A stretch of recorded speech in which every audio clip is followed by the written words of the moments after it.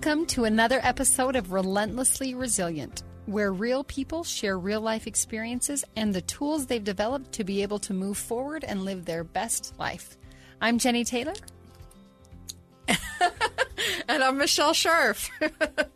Today we have with us Aimee Winder Newton. You may recall that name as she recently ran for governor in the state of Utah.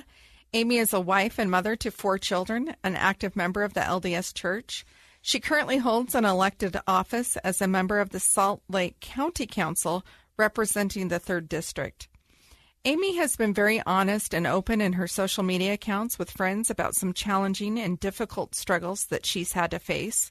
Some of those struggles include losing her mother in an automobile accident, losing her brother who became ill in China and ended up passing away, and children with mental health issues. We all will have multiple challenges as we go throughout our lives, and usually, just like Aimee, it isn't only one challenge. Sometimes there are many, and some do not resolve or come to a conclusion. Sometimes we learn to live, facing them one day at a time. Today, Aimee will share with us about an event that has shaped her as a woman and a mother and an advocate. This story began when Aimee was just a young mother, 25 years old. She had 2 children, a 4-year-old son, a new baby girl nearing 2 years. Aimee, welcome to our show, and thank you for being here. Oh, thanks for having me. It's always fun to talk to you guys. We really appreciate you being here. We're excited to hear what you have to share with us today. Well, thanks. Like you said, I have 4 kids. So my kids right now are 16, 18, 22, and 24. So I've got just one left at home, and 1 daughter and 3 sons. And so it's been the best part of my life is being a mom to these kids who, you know, I sometimes want to strangle and sometimes just want to hug so hard and never let them go. And so, anyway, I had an experience when my daughter was almost 2, like you mentioned. We were noticing some different things happening with her. So instead of standing at a crib, you know, hollering after a nap to be taken out of her crib, I remember she would sit and holler for us. And then she got to a point where she would just lay and yell for us. And I thought, this just doesn't seem right. Her balance started to get a little weaker, and so she'd already been walking at this point, right? She's yes, 2. She was walking. Yep. She was walking, and we went to a couple doctors, and they were like, well, it might be this or that. Let's just kind of hang on and see. And actually on her 2-year-old birthday, we noticed her pupil dilating different than the other one. And so we knew we needed to take her right into the emergency room. So we went up to Primary Children's, and I still remember so vividly, they had her go in for a CAT scan. And the man finished with the CAT scan, and he turned to my husband and I, and he said, she has an irregular mass growing in her brain.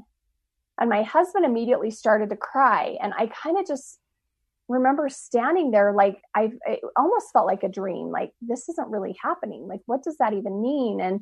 And just feeling so confused and frustrated. And you know, after meeting with some of the neurosurgeons and whatnot, we realized we were going to be checked into the hospital, and she was going to need to have brain surgery the next day because she had a tumor growing in the center of her brain.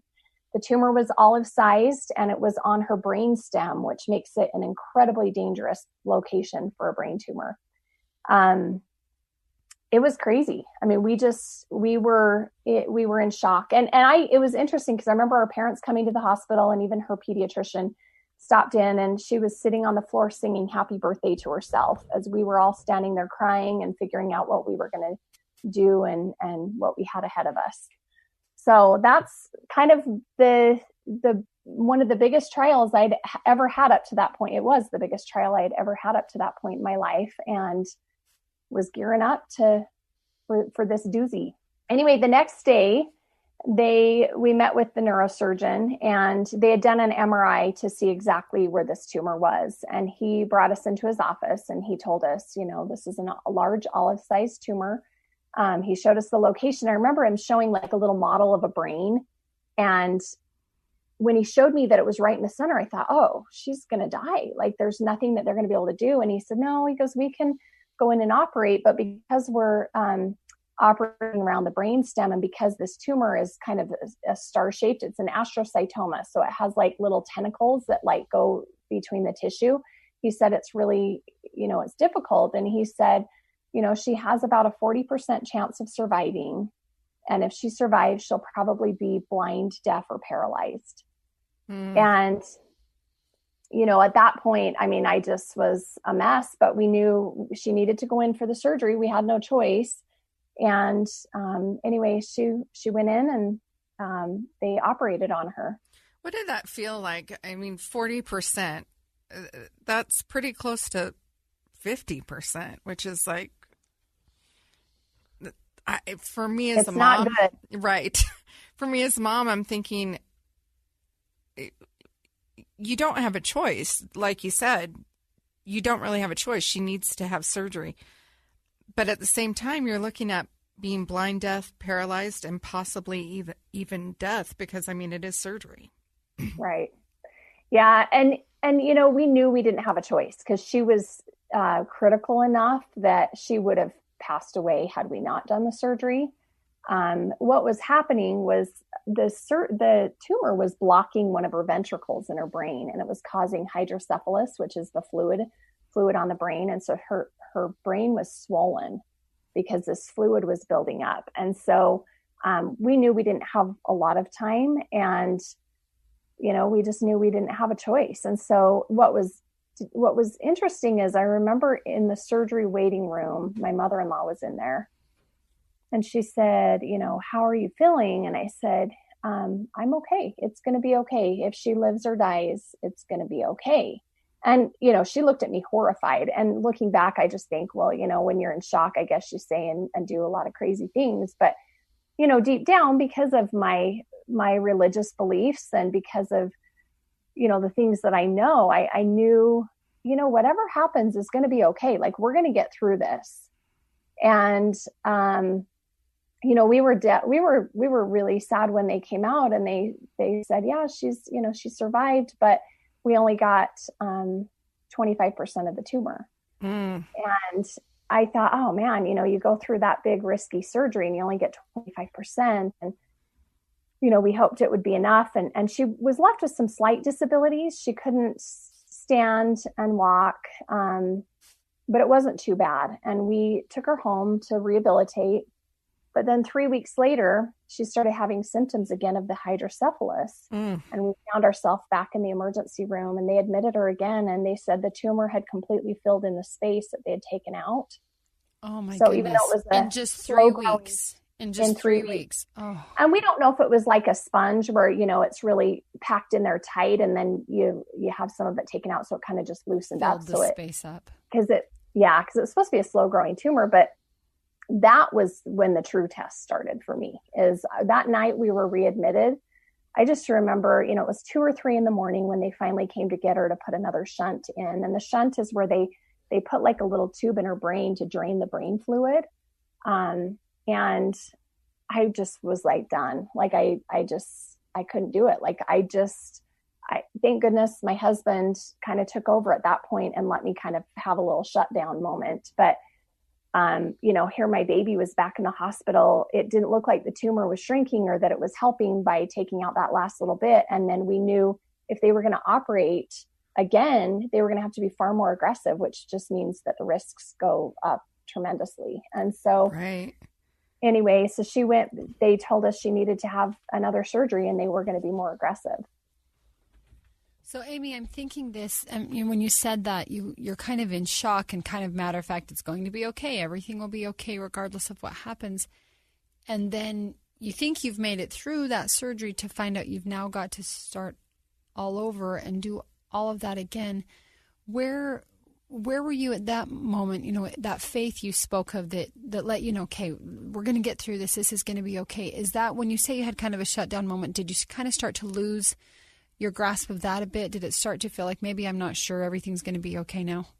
Yeah, for sure. I mean, we have our good days and we have our hard days. And so, to go from this positive, oh, it's going to be okay, whatever happens, to I am like huddled in a ball on the couch of the hospital. They had admitted her by that point, and telling my husband, I can't do it. I can't go with her. Well, I appreciate hearing the story because, this podcast is about resiliency. And, a lot of times we think that means that somehow we're always supposed to have this positive attitude. And I've recently had some challenges and beyond even my husband passing away, but recent challenges. And, I think it's okay to let ourselves fall. And we really do have to understand that bottom before we can start rising to the top again. Right. Right. For sure. I appreciate you sharing that because it's not all roses and sunshine. It's not just easy for you because you had this great faith, right? People that are struggling right now, they can hear your story and take great strength knowing I feel really crappy about this, or I'm hurting really, really bad. And I right now can't see the way, but giving hope to possibly be able to see the way and find their way out of it. Aimee, we're going to take a break and we're going to be right back and we will pick up where you have left off.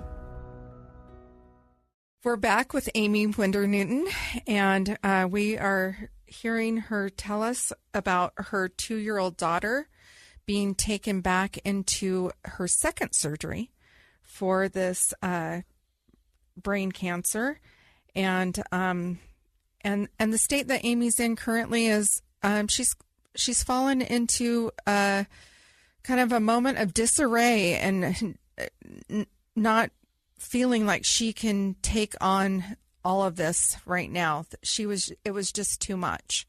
So Aimee, share with us.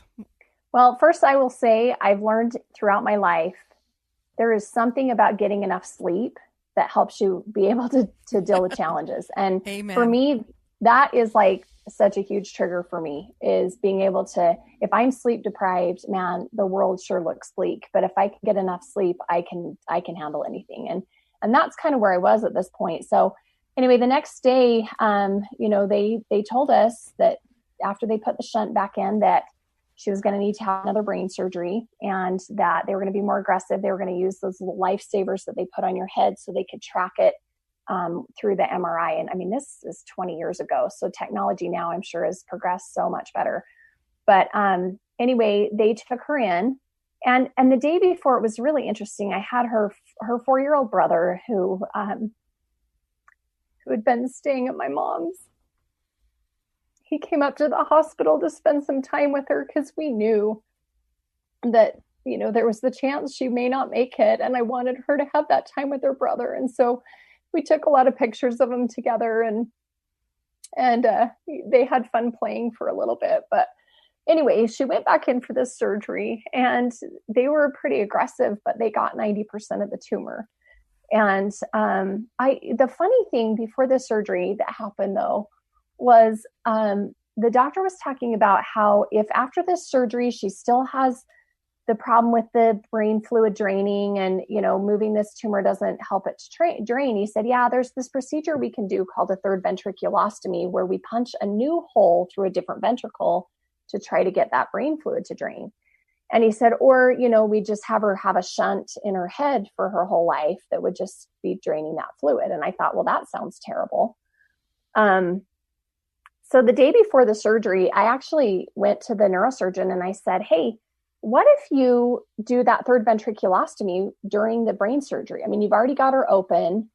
Why wouldn't you just do it? I mean, is there any downside of getting another hole put into a different ventricle, even if you do, clear the tumor enough to help that drainage? And he said, I'll have to look into that. And I thought, here I am, a 25-year-old mom. I didn't go to medical school. I don't know anything about brain surgeries. And here I'm giving this neurosurgeon advice. And he came back to me and he said, yeah, I think we're going to do that. That was a good idea. So she went in for this surgery, and they were doing two things, the tumor resection and then the third ventriculostomy. And she did survive. And we were so thrilled. But she had even more disabilities than she did from the first surgery. So she wasn't blind. She could see. She wasn't deaf. She was able to hear fine, but she was paralyzed. And she, at that point, couldn't sit. She couldn't stand or walk. She would just lay there. And we were trying to help her get her movement back in her legs and everything else. Her eye also, one of her eyes sat up and in because she had fourth cranial nerve palsy as a result of the brain surgery. And so she was left with several problems, but we were really happy. They got 90% of the tumor. And, now we're staring down the barrel of a long road of recovery ahead. So we went home from the hospital and we were blessed to have amazing therapists. She had an occupational therapist and we had a physical therapist who came to our home. And in fact, she had 2 little Cabbage Patch dolls and she ended up naming them Brett and Cindy after her 2 therapists. But the progress that she was making was really remarkable. I mean, she was very, very determined. She was making really good progress. And we got to a point where she could walk again. Sometimes for a while, she was using a rear assist walker. And I remember she got to a point where she was really pretty fast with this walker. And at the same time, we were patching her eye because we were trying to get that eye to not turn off because it was out of, it was misaligned. But I remember seeing her one time running with this walker down the halls of church with an eye patch on, kind of like squealing. And people are kind of jumping out of the way, as this little girl's running with this little walker. And she was so awesome. She had such a good attitude about it. But anyway, we got to a point where she could walk, but she still had some balance issues. Her right hand was weaker. She was originally right-handed and switched to left hand because it was easier and that was her stronger hand. And then we had several eye surgeries after to try to help with the alignment. But I remember there was a moment where we'd kind of done a lot. And every day I would wake up and I would just think, what do I need to do for this little girl? Like, what do we need to try next? And we tried, reflexology, zone balance. We tried acupuncture. We tried all of these, like even some homeopathic types of things. I mean, we tried a whole bunch of different things. We went to all these different kinds of doctors. We were trying to figure out her head tilt. She would tilt her head because her brain and her eyes and her vestibular system were telling her that was straight. And so I was just determined to fix all these little issues that we had. And I mean, truly, I sometimes look and I really think my involvement in politics, people are like, oh, why are you so tenacious about this? And I'm like, I don't know. I think it's because every day for 7 years, I would wake up going, what do I need to try now? And I was so determined to get this problem resolved. And it really gave me this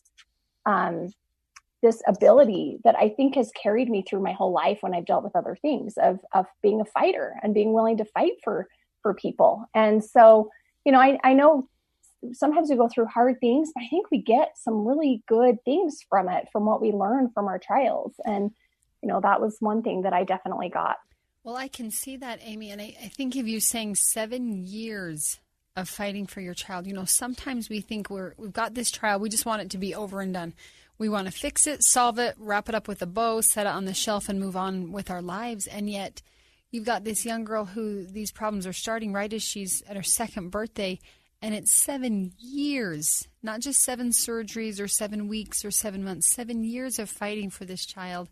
While you're just barely in your 20s, a new mom, you've got this other darling little boy who's the older brother, probably trying not to get lost in the shuffle while you're caring for your daughter in the hospital. But 7 years makes me really tired to think of that tenacious mom fighting for her child, but how grateful I'm sure she is and all of us are for those people in our lives who don't give up on us in our hard times, to think every day waking up, what can I do to help this girl? Because there's got to be a resource. And I think that's one of the things we talk about a lot with resiliency is find those resources, think outside of the box, don't take no for an answer. And tenacious is just such a fabulous word, and how that trial now serves you in serving us as members of your community. So I just can't thank you enough for that.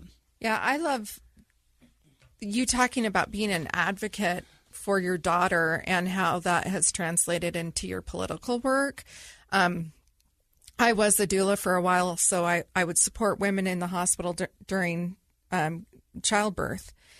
And those 10 years taught me an awful lot. And, I hope that people listening today will understand the value and the importance of having an advocate for you in the medical arena, that it's really important to have someone to have your back and asking questions and knowing what kind of questions to ask.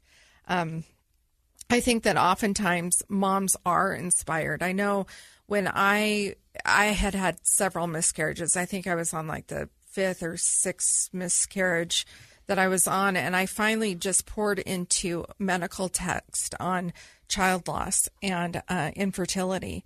And I actually discovered what was going on with my body before my OBGYN did. And he was so indignant that I had come to him and I said, I think I figured out what's going on with me. It was something called luteal phase defect. And I had to advocate the next time I got pregnant to get the progesterone therapy that was needed in order to carry my first child. And I was able to do that. So it's much that same way, your story of like fighting for your daughter or being able to ask that, to have the audacity of 25-year-old talking to a neurosurgeon and saying, hey, while you're already got my kid open in there, why don't we do this? Yeah. I love that. Well, and the fact that it worked was even a better bonus. Yes. And it's funny because we had about 2.5 years after her surgeries, we had this amazing miracle happen where, we'd go in for MRIs frequently. At first it was every month, and then it was every 6 months, and then it was once a year. And the radiologist got to know us. And so they were pretty good to just give me the results right there. And I didn't have to, wait for a doctor to call me later. But we went in for one, and he came out and he said, her tumor's gone. And I said, what? And he's like, yeah. He goes, the last one we did, there was like a little trace, like it was kind of shrinking a little bit, but he goes, it's pretty much gone. And it's funny because the neurosurgeon that she had, he was teaching medical students up at the U, and he told me, he said, I use her scans to show my students what an astrocytoma can do, because he goes, we'd never seen that before. So we had these miracles. And in fact, I have another story of a miracle in Little Rock. I'll tell you after. Okay. So. All right. I want to ask, just for clarifying, when they got the tumor, you said 90%. So was she getting chemotherapy? No. So this was just miracles, prayers. Yeah. I mean, I feel like I know what helped shrink that tumor. I think it was something we were doing that was, it's called zone balance. It's similar to reflexology. Mm-hmm. And I feel like that's what helped, as well as a lot of prayers and faith. And, but yeah, it was not a tumor that was supposed to shrink. And it wasn't really causing a lot of problems other than it was scary. I just wonder, is it going to start growing when she hits puberty?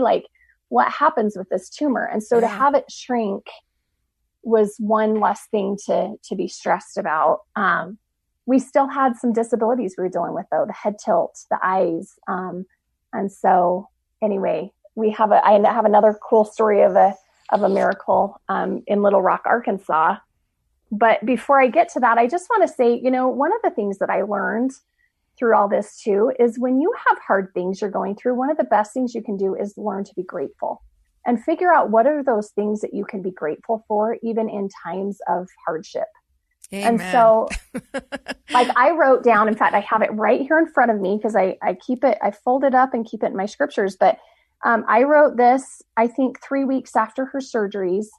And it says things to remember. 1, the doctor said she only had a 40% chance of survival. 2, before surgery, they reminded us she would be blind, deaf, or paralyzed. 3, they got 90% of the tumor. 4, it could have taken 2 years to be where she was after 2 months from a physical therapy standpoint.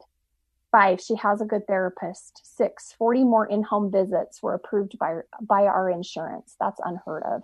Yeah. And 7, she's happy. And I would just take that out sometimes and read it to remind myself we have a lot to be grateful for. Yes. I love that. It so often, it's cool to say, remember to be grateful or have a gratitude journal or whatever. But I actually keep a gratitude journal and I relied on it the first months after John died. And I would challenge myself to write 10 things of gratitude in each of my days. And I didn't always make that. Sometimes that was, today I didn't lay in bed and cry all day. Today I got out of bed and took care of, my kids, or today I actually made a meal. Sometimes they were small things because life was so heavy, right after. Oh. So I love that. I love that you wrote those things down and that you pull them out to remind yourself. Yeah, it's helped a lot. Yeah. It's been a good thing. I think it's so important when you're, like you said, learn to be grateful. You've got to learn, you've got to remind yourself. And I think part of that gratitude is it helps us to see we do have things to be grateful for. And I'm eager to hear the story about Little Rock, because as you start to be grateful and look for the positive, I think then you're more aware of these miracles and the things that happen that sometimes when we're so dark, it's easy to miss those or discount those rather than rejoice in those and have that positive energy that comes with being positive. So we're going to take a quick break, Aimee, and then we're excited to have you tell us about the other miracle of Little Rock, and then how your daughter's doing now, all these years later, and what you've learned in addition to being tenacious that you've taken with you from that experience. We'll be right back. All right, and we are back with Aimee. She's speaking of her young daughter who had brain tumors and surgeries and physical therapy, occupational therapy. She's doing a lot better, but what Aimee's telling us about at the time is how she's learning in this time of trial to be grateful and to look for the miracles. And she shares a couple of miracles with us, and we're eager to hear what happened in Little Rock. Well, so Aubree was about 7, and we were still dealing with the head tilt. And it wasn't a muscular skeletal issue where it was her neck. It wasn't neck tension or anything like that. It was truly her brain was telling her that was straight. And it really bothered her. She felt very insecure. We were worried at how it affected her balance. Her balance, she struggled. She would love to dance, and she was in a dance group, and she just would do everything she could, but her balance it was really hard for her. And so I really wanted to get this head tilt fixed. And, like I'd mentioned earlier, I wasn't willing to stop until I knew I'd gone through every avenue I possibly could and talked to every person that could maybe help us. So one day we were up at Primary Children's talking to her ophthalmologist. And I said, can we do anything else with this head tilt? And he said to me, Mrs. Newton, we have done everything that we can. And you may need to just accept the fact that she's not going to be able to get this fixed. And I looked at him and I said, if this was your child, would you stop trying? And he just sat there for a moment. And then he said, well, I know this Dr. Brodsky at Arkansas Children's Hospital in Little Rock.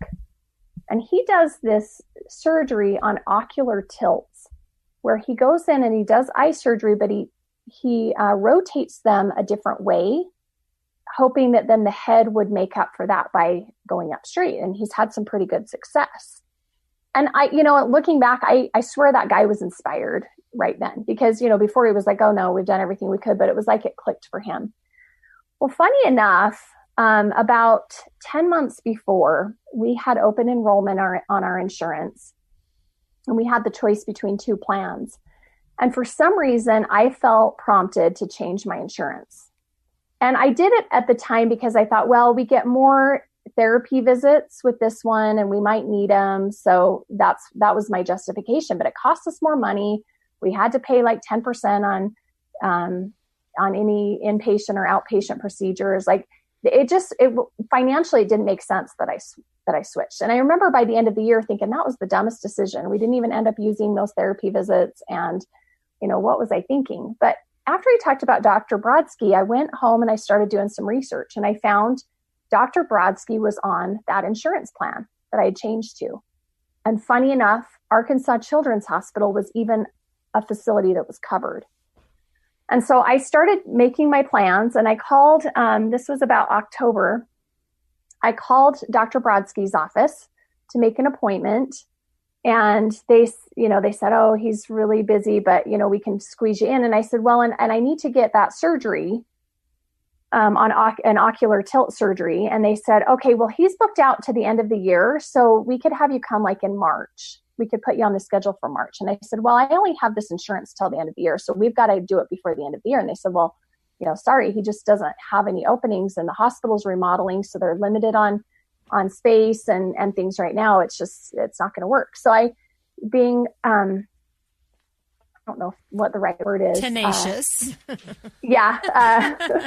Tricky, sneaky, whatever. I said, well, what days does he operate? What days does he do surgery?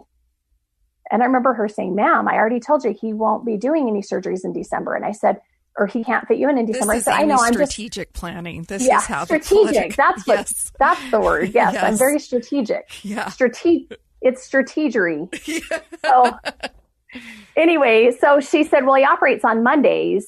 And so I said, oh, well, can I make an appointment for Friday, the Friday before? And she said, yeah, that's fine. So they made us an appointment. And anyway, we flew to Little Rock, and it was just Aubree and I, and then a friend of mine and her daughter came. And we went to that appointment on Friday, and she met with Dr. Brodsky, and he looked at her and he said, I think I can help. I think that this would work for her. She's a really great candidate for this. And I said, great. I said, well, and he goes, yeah, so if you want to make an appointment, we probably have some openings, early in the year, and you guys can come back. And I said, here's the thing, Dr. Brodsky. I said, I only have this insurance till the end of the year. And I said, I'm here until Wednesday. And I just know you're going to be able to operate on her on Monday. So can you put me on the waiting list or whatever you need to do so that if somebody cancels, you can fit her in? And he just kind of looked at me. Oh, and I did say to him, I said, Dr. Brodsky, we have a lot of people at home praying that she's going to be able to get this surgery on Monday. So and I'm sure he's like, this is crazy woman, but anyway, he's like, well, yeah, we can put you on. This lady is something else. He's like, well, we can put you on this waiting list and see what happens. And I said, okay, thanks. And anyway, I told the nurse that was doing the surgery scheduling, I said, we are here. We're going to get this surgery on Monday. And I said, so will you please, I don't know if somebody's going to cancel. I don't know what's going to happen, but I just know we're going to be this is going to work out. And she's like, okay. She goes, well, we do the calls on Sunday night to everybody to make sure they're still planning on it and remind them, all this stuff. So I'll be able to let you know Sunday night if there's a cancellation. So Sunday night she called me. I was at my hotel, and she said, hey, Aimee, I just wanted to let you know nobody's canceled. Everybody's still planning on tomorrow. And I said, okay. And she said, but maybe have her fast, have her not eat for the morning, and let's just see how it goes. And I said, okay. So the next morning, poor Aubree, didn't let her eat breakfast. At about 11 o'clock that morning, I got a call, and they said, why don't you come down to the hospital about 3 o'clock this afternoon, and we'll see if something happens. And I said, okay. So at 3 o'clock, we show up at the hospital, and they came out and they told us, they said, we're going to be able to do this. And I said, really? And they said, yeah. And we found out later that so another now you're doctor, doubting yourself at 3 o'clock when they say, hey, we're going to do this. Now you're going to doubt yourself. Yeah. Really? They said there was another doctor who had put his name on the sign-up schedule for surgery that had the same first name as this doctor. And for some reason, the hospital gave it to him, or I can't even remember all the details about it. Some crazy thing happened where basically Dr. Brodsky got signed up for an extra surgery time. And so anyway, about 5 o'clock, she went in and she had the eye surgery. And sure enough, she had surgery on Monday. We stayed overnight in the hospital. And the next day, I took her back to the hotel, and we had an appointment with Dr. Brodsky, and he saw her and he said, yeah, I think it, I know it worked on my end. Hopefully, her eyes will cooperate and it'll work for you. And he said, yeah, I'd like to see her again in a week. And I said, oh, I'm so sorry, Dr. Brodsky. My flight's out tomorrow. So if you're ever in Salt Lake, call me. I'll meet you at the airport and you can check her out again, but we're out of here, basically. And so anyway, we flew home Wednesday, but it was really interesting because by that time my friend had left. They had something else that they had to hurry home for. And so they weren't there for the surgery or any of that. But it was really interesting because little things happened on that trip. Like I felt like I knew, I just like out of the blue, I'm driving to the airport and I get this thought of, you need to fill up with gas. And sure enough, here's a gas station right there. And if I hadn't filled up, there was nothing at the airport. I would have been paying the, whatever fee you pay if you come back without your car filled up. And, just little things like that where I really, truly felt God's guidance in my life. Like I felt it. I felt like I was just being directed and carried, and man, I needed it because I was tired, Yeah. But I knew he knew who we were. He knew us, and he was aware of our situation, and he was looking out for us. And at the end of the day, I knew whether that surgery worked or not, I needed that closure as a mom to know I had done everything I could for my child. And I have never looked back. I mean, it worked okay. It didn't work as great as we'd hoped. She still has a little bit of a head tilt. But you know what? We knew we had done everything we could at that point. And now I've got this daughter who is 22 years old. She is incredible. She graduated with honors from high school. She was a violinist. She was the first violin in the school orchestra. She went on a mission and served a mission to Bangkok, Thailand. In fact, when she opened her mission call, because I thought surely they're going to see her medical history on her mission papers and they're going to send her stateside. And when she read the Thailand Bangkok mission, I had this piercing in my heart of, she is okay. She's going to be okay. She's going as far away as she possibly can, and she's okay. And anyway, so she served 1.5 years in Thailand. She came back. She's been up at Utah State, and she graduates with her bachelor's in economics in December. And so she has things that in fact, she's going to have another eye surgery at the end of December because the eye alignment still isn't quite right. And her eyes, she uses her eyes independently. Her brain takes turns on which eye it uses. So she can't see 3D movies. And I worry a little bit about her depth perception and such, especially when she's driving. But she has been able to adapt, and she is incredible and just doing so well. And it truly is a miracle. That is an amazing story. Just powerful. It's a powerful story of, a mother's tenacity, the persistence, just your drive and your will to do your best to provide every opportunity for this child in her life, and to be able to fight for her and advocate for her and make sure that she has every opportunity to live her best life. Such a great story, Aimee. Yeah, I've been taking notes, Aimee, as you're speaking. I have so much to learn from you and your example. The trying one more thing, one more thing. Is there one more thing I could do? And I kind of find a strength in knowing that Aubree's, the head tilt surgery worked but it didn't work perfectly. But you knew you at least tried that. And I think we could unpack that for a while. In life, there are things we try that kind of work. And maybe they don't work as perfectly as we want them to. Maybe the miracle we think we need or are looking for doesn't quite happen exactly the way we've hoped and prayed and had faith that it would. And yet we can know and have peace with knowing we're doing all that we can. We're doing the best that we can.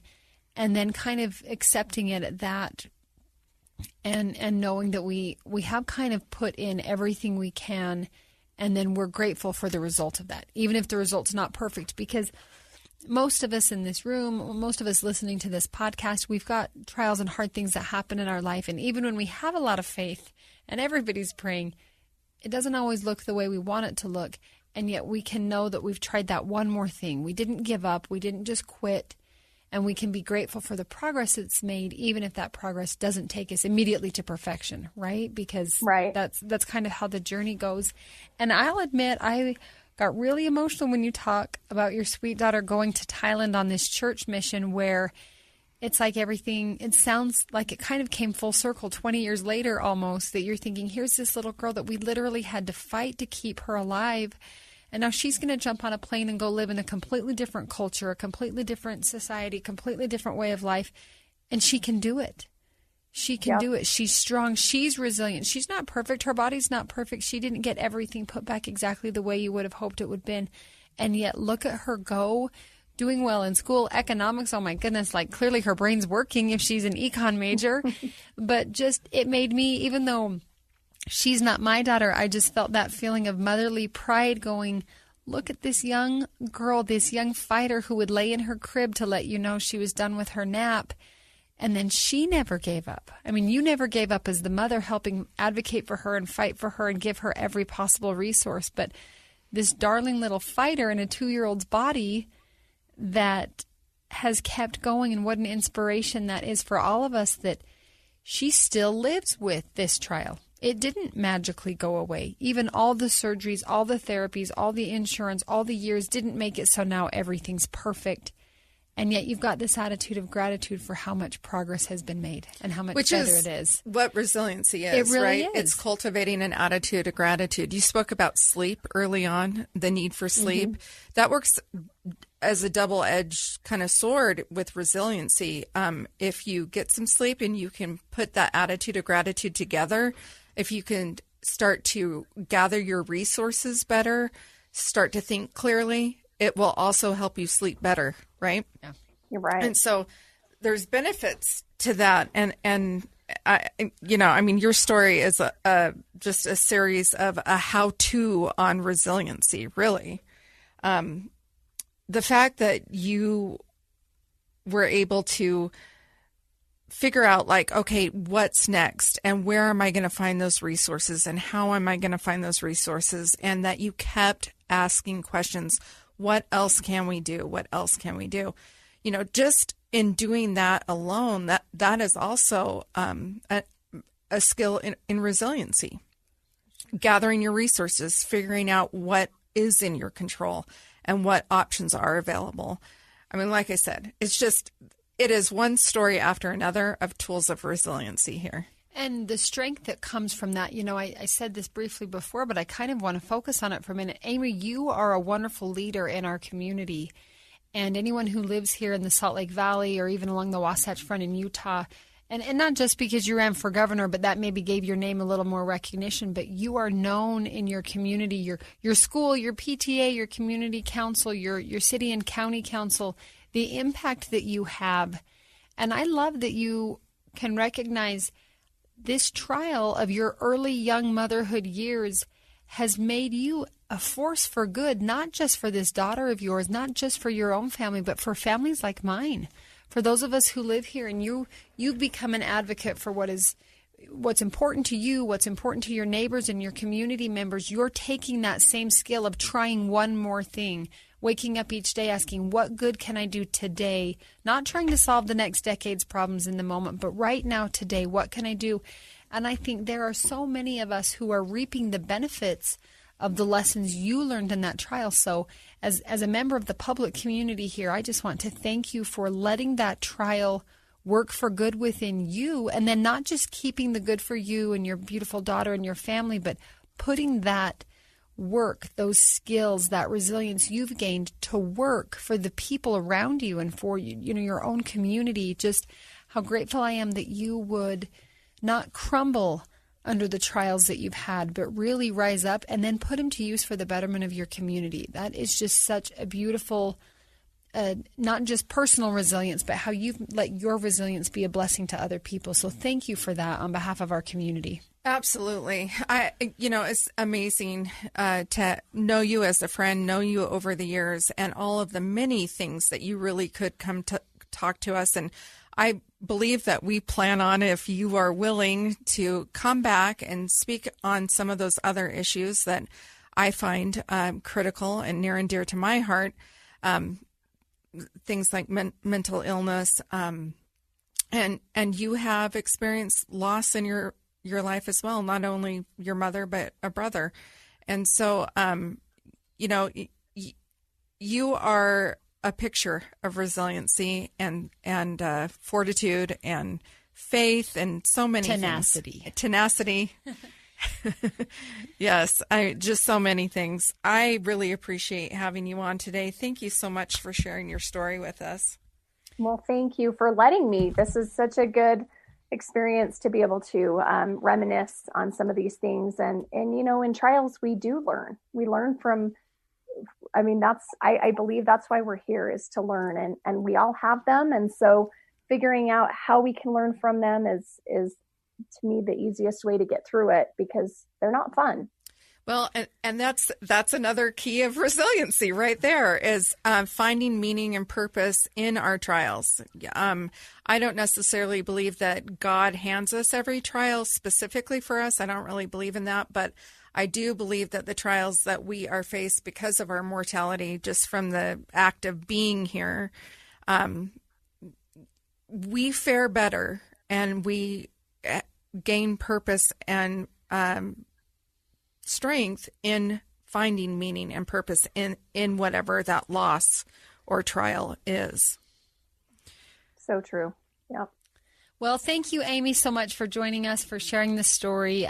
Sweet little Aubree, good luck on that last little bit of school she's got in front of her, and congratulations on graduation. That's just so exciting, and let's put her to work on the economy, because we need some good, strong minds. We need some good, strong minds out there. But grateful for you, grateful for your family, and the willingness to make time in your busy schedule to join us. To our listeners, thank you for listening. We hope that you'll subscribe for our podcast and listen and give us a rating on what you're thinking of the visits that we're having with these great people. And if, as you listen, you or someone you know has a story you'd like to share about the real-life experiences you're facing, send us an email at rrpodcast@ksl.com. You can also find us on Facebook at Relentlessly Resilient. Remember, whatever you do today, remember to be kind. You have no idea the struggles other people are dealing with in their lives.